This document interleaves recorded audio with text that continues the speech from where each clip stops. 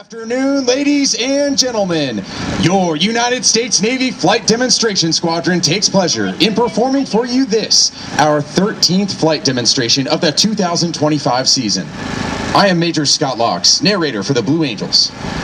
The Blue Angels maintenance crew and their equipment travel aboard United States Marine Corps C-130 Super Hercules, affectionately known as Fat Albert. It is the large blue and white aircraft taking its position on the runway to your left.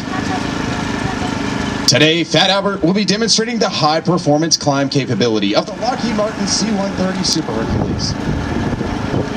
On the runway from the left, Fat Albert will soon be rolling. They'll accelerate to 125 miles per hour, perform a low transition, and execute a high-performance climb, placing the aircraft in a 45-degree nose-up attitude.